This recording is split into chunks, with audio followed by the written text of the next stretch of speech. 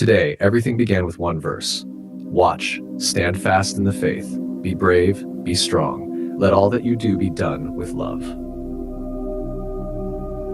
And from this one verse, something opened in me, not just a thought, but a doorway into my own inner world. A realization about memory, about strength, about love, about God. I've always known I must be watchful, but today I saw what that truly means. To be watchful is not just guarding against danger, it's keeping my eyes on Jesus, not out of fear, but out of trust. The Garden of Gethsemane shows us this. Jesus didn't say, watch the enemy. He said, watch and pray. Not fear-based vigilance, but presence-based awareness. To be watchful is to behold him who watches me. And when he says, look there, I look. When he says, rest now, I rest. Then the verse says, stand fast in the faith. But today I saw that faith is not just a belief system, it's a person. Faith is Jesus himself. He is the author and finisher of my faith. When I stand firm, I don't stand on ideas, I stand on him, and I stand with him, and I stand in him. Standing firm becomes possible when I begin to remember, when I begin to acknowledge what I never saw before, that God was there in my early life, even when I didn't feel him. Even when I was trying to do things for him, he was quietly doing everything with me. Like David, who didn't begin with Goliath, but with lions and bears, I too am beginning now, building real, rooted memories with God by acknowledging that he was behind it all. Then came the word I struggled with the most. Be brave.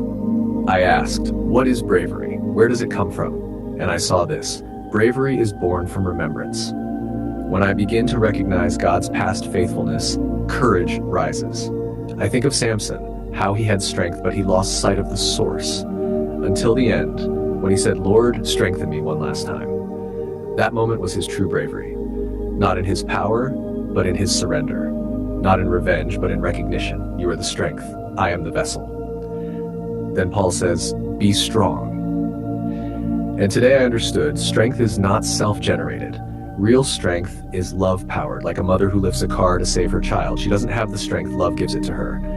And where does true love come from? From God. For God is love. And that love now lives in me through Christ, the life-giving Spirit.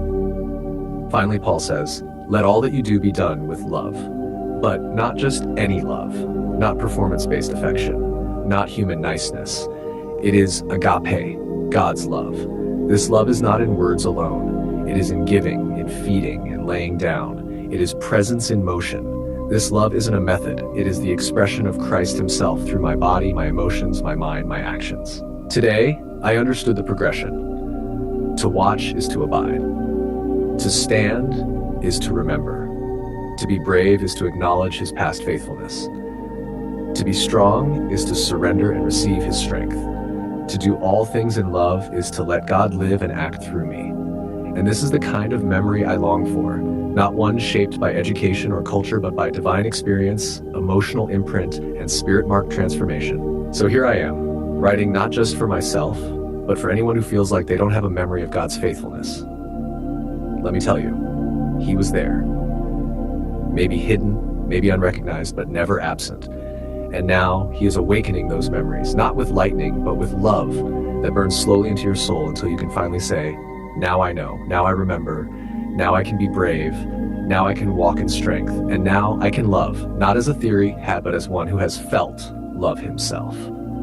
I can truly experience this love deep in my spirit with a newfound emotional and living revelation that is becoming part of me.